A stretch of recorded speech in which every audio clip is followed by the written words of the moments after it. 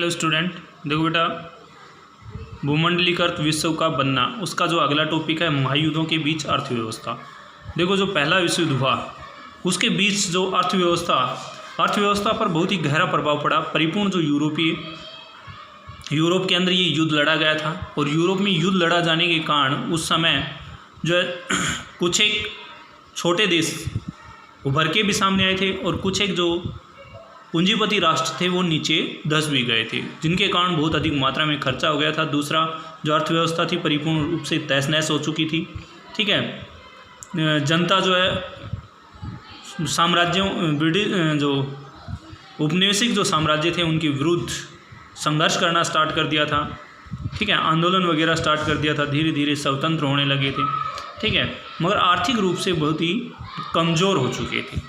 तो पहला महायुद्ध मुख्य रूप से यूरोप में ही लड़ा गया था, लेकिन उसके असर पूरी दुनिया में महसूस किए गए थे। इस अध्याय में हम जिन भी चीज़ों पर चर्चा कर रहे हैं उनकी दृष्टि से एक महत्वपूर्ण प्रभाव यह रहा कि इस युद्ध ने विश्व अर्थव्यवस्था को एक ऐसे संकट में फंसा दिया जिससे उभरने में दुनिया को 3 दशक से भी अधिक समय लग गया। 3 दशक मतलब 30 वर्षों का समूह। कितने वर्षों का? 30 वर्षों। दशक मतलब 10 वर्षों का समूह, तो 3 दशक 30 वर्षों का समूह। ठीक है, लग गया। इस दौरान पूरी दुनिया में चौतरफा आर्थिक एवं राजनीतिक अस्थिरता बनी रही तथा अंत में मानवता एवं विनाशकारी महायुद्ध के नीचे कहराने लगी। मतलब मेन है कि मानवता जो है एक विनाशकारी जो महायुद्ध था उसके नीचे जो है कहराने लगी। ठीक है, क्योंकि इसमें जैसे युद्ध हुए, युद्धों के अंदर बहुत अधिक मात्रा में नरसंहार हुआ। दूसरा, जो देशों की अर्थव्यवस्था थी उस पर विशेष रूप से जैसे कृषि वगैरह जो क्षेत्र थे वो नष्ट हो गई। ठीक है, गरीबी, बेरोजगारी, भूखमरी जैसी समस्याएं उत्पन्न होने लगी। ठीक है, अब है युद्धकालीन रूपांतरण। युद्धकालीन जो रूपांतरण है, जैसा कि आप जानते हैं कि प्रथम विश्व युद्ध 2 खेमों के मध्य लड़ा गया था। एक पाले में मित्र राष्ट्र यानी ब्रिटेन, रूस और फ्रांस थे, तो दूसरे पाले में केंद्रीय शक्तियाँ यानी जर्मनी, ऑटोमन तुर्की और ऑस्ट्रिया हंगरी थे। अगस्त 1914 में जब युद्ध शुरू हुआ उस समय बहुत सारी सरकारों का ये मानना था कि यह युद्ध ज़्यादा से ज़्यादा क्रिसमस के दिन तक ख़त्म हो जाएगा, लेकिन यह युद्ध 2-4 साल में ही से भी अधिक समय तक चल रहा। मतलब जब युद्ध स्टार्ट हुआ 1914 में, प्रथम विश्व युद्ध जब स्टार्ट हुआ तो ये समझा गया कि भी युद्ध जो है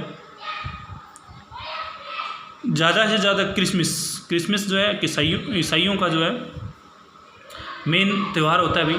ठीक है, ईसा मसीह का जन्म के उपलक्ष्य में मनाया जाता है, तो उस तक भाई ख़त्म हो जाएगा, मगर ये इतना लंबा चल जाएगा ये अंदाज़ा किसी को नहीं था।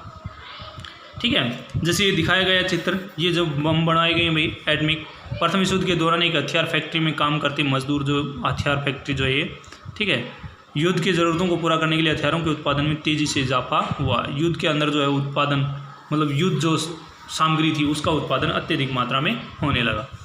मानव सभ्यता के इतिहास में ऐसा भीषण युद्ध इससे पहले कभी नहीं हुआ था। इस युद्ध में विश्व के सबसे अगुआ औद्योगिक राष्ट्र एक दूसरे से जूझ रहे थे तथा शत्रुओं को नेस्तनाबूद करने के लिए उनके पास बेहिसाब आधुनिक औद्योगिक शक्ति एकत्र हो चुकी थी। यह सबसे पहला आधुनिक औद्योगिक युद्ध था। इस युद्ध में टैंकों, मशीन गनों, हवाई जहाज़ों तथा रासायनिक हथियारों का भयानक पैमाने पर प्रयोग किया गया।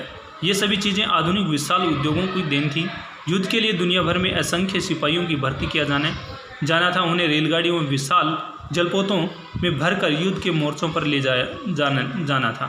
इस युद्ध ने विनाश और मौत की जैसी विभीषिका रची उसके औद्योगिक युग से पहले तथा औद्योगिक शक्ति के बिना कल्पना ही नहीं की जा सकती थी। इस युद्ध में 90 लाख से ज़्यादा लोग, कितने लोग मारे गए प्रथम विश्व युद्ध में? 90 लाख से ज़्यादा लोग मारे गए तथा 2 करोड़ लोग घायल हुए।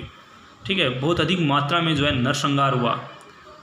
घायलों और मृतकों में से ज़्यादातर कामकाजी उम्र के लोग थे, मतलब मेन है युवा वर्ग था। ठीक है, इस महाविनाश के कारण यूरोप में कामकाज के लायक लोगों की संख्या बहुत ही कम रह गई।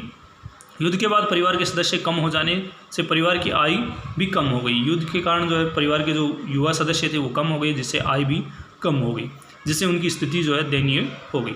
युद्ध संबंधी सामग्री का उत्पादन करने के लिए उद्योगों को पुनर्गठित किया गया। युद्ध की आवश्यकताओं को मद्देनज़र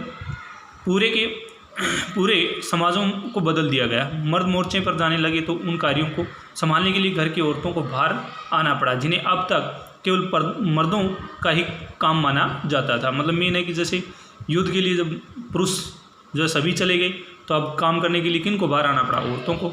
ठीक है। युद्ध के कारण दुनिया की कुछ सबसे शक्तिशाली आर्थिक ताकतों के बीच आर्थिक संबंध टूट गए थे। अब वे देश एक दूसरे से बदला लेने की पर भी उतारू थे। इस युद्ध के लिए ब्रिटेन को अमेरिकी जनता और अमेरिकी बैंकों से भारी मात्रा में कर्जा लेना पड़ा। परिणामस्वरूप इस युद्ध ने अमेरिका को कर्जदार की बजाय कर्जदाता देश बना दिया। मतलब ब्रिटिश जो साम्राज्य अपने युद्धों से जूझ रहे और इनसे दूसरा अपने आर्थिक संकट को ध्यान में रखते हुए अमेरिका से क्या लेना पड़ा, कर्जा, जिसके कारण कर्जदार की बजाय उसे क्या बना दिया गया, कर्जदाता, कर्जा देने वाला। ठीक है। कहने का तात्पर्य है कि युद्ध के बाद दूसरे देशों में अमेरिका व उसके नागरिकों की संपत्तियों की कीमत अमेरिका के दूसरे देशों की सरकारों या उन नागरिकों के स्वामित्व अथवा नियंत्रण वाली संपदाओं से कहीं ज़्यादा हो चुकी थी। ठीक है। अब अमेरिका जो है एक पावरफुल देश के रूप में उभर चुका था। अब है युद्धोत्तर सुधार। युद्ध के बाद युद्धोत्तर जो सुधार, अब युद्ध के बाद जो है सुधार किया गया, किस प्रकार। युद्ध के बाद आर्थिक स्थिति को पटरी पर लाने का रास्ता काफ़ी मुश्किल साबित हुआ। ब्रिटेन युद्ध से पहले दुनिया की सबसे बड़ी अर्थव्यवस्था था, लेकिन युद्ध के बाद सबसे लंबा संकट उसे ही देना पड़ा। जिस समय ब्रिटेन युद्ध से जूझ रहा था उसी समय जापान और भारत में उद्योग विकसित होने लगे थे। युद्ध के बाद भारतीय बाजार में पहले वाली वर्चस्वशाली स्थिति प्राप्त करना ब्रिटेन के लिए काफ़ी मुश्किल हो गया था। अब उसे जापान से भी मुकाबला करना था। सो अलग ब्रिटेन ने युद्ध के खर्चे की भरपाई करने के लिए अमेरिका से जम कर कर्जे लिए थे। इसका परिणाम यह हुआ कि युद्ध खत्म होने पर तक ब्रिटेन भारी विदेशी कर्जों तले दब चुका था। युद्ध के कारण आर्थिक उछाल का माहौल बन गया था, क्योंकि उत्पादन, मांग और रोजगारों में भारी इजाफा हुआ। लेकिन जब युद्ध के कारण पैदा हुआ उछाल शांत होने लगा तो उत्पादन गिरने लगा। ठीक है। मांग तो बढ़ गई, मगर धीरे धीरे जैसे ही वो शांत हुआ तो उत्पादन जो है वो गिरने लगा, जिसके कारण बेरोजगारी बढ़ने लगी। दूसरी तरफ सरकार ने भी भारी भरकम युद्ध संबंधी व्यय में भी कटौती शुरू कर दी, ताकि शांतिकालीन करों के सहारे ही उनकी भरपाई की जा सके।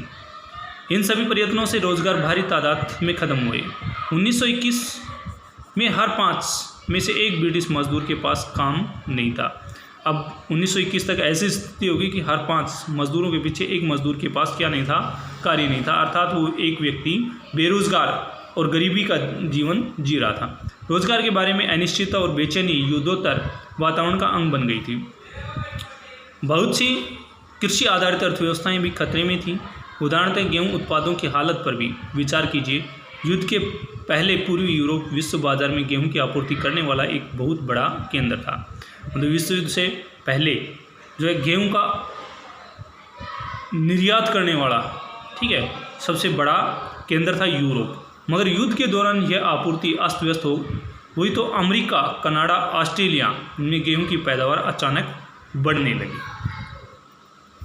लेकिन जैसे युद्ध खत्म हुआ पूरी यूरोप में गेहूं की पैदावार सुधरने लगी तथा विश्व बाजारों में गेहूं के अति के हालात पैदा हुए। मतलब बहुत अधिक मात्रा में जो है गेहूं उत्पादन होने लगा, जिससे उसका जो कीमत थी वो गिर गई। अनाज की कीमतें गिर गई, ग्रामीण आय कम हो गई तथा किसान गहरे कर्ज में के संकट में फंस गए, जिसके कारण जो है ग्रामीण आय जो थी वो कम हो गई और कम होने के कारण जो है वो कर्जे में फंस चुके थे। अब जो है वहाँ की जो स्थिति थी बड़ी दयनीय हो चुकी थी और इसी की वजह से जनता जो है सरकार के खिलाफ होने लगी। तो ये थे बेटा आज का टॉपिक। ठीक है। तो इसमें कुछ एक क्वेश्चन बनते हैं। जैसे पहला क्वेश्चन है कि भाई प्रथम विश्व युद्ध कब स्टार्ट हुआ। ठीक है। दूसरा, प्रथम विश्व युद्ध को समाप्त करने की संभावना कब तक थी, तो क्रिसमस के दिन तक। मगर ये कितने वर्ष चल गया, ये 4 वर्ष चल गया। ठीक है। उसके बाद कितने लोग मारे गए प्रथम विश्व युद्ध में, तो 90 लाख से ज़्यादा लोग मारे गए। कितने घायल हुए, तो 2 करोड़ के लगभग घायल हुए। ठीक है। सबसे ज़्यादा मरने वालों की संख्या कामकाजी मतलब युवा वर्ग की थी। उसके बाद कर्जदाता के रूप में कौन सा देश सामने उभर कर आया, तो अमेरिका। ठीक है। उसके बाद अगला क्वेश्चन बनता है कि 1921 तक ब्रिटिश मजदूरों की हालत कैसी हो गई थी, तो हर 5 में से एक ब्रिटिश मजदूर क्या हो गया था, बेरोजगार। ठीक है। उसके बाद मेन है कि गेहूं की पैदावार में कौन से देश अब प्रथम विश्व युद्ध के बाद अचानक बढ़ने लगे, तो उसमें अमेरिका है, कनाडा है और ऑस्ट्रेलिया। ठीक है।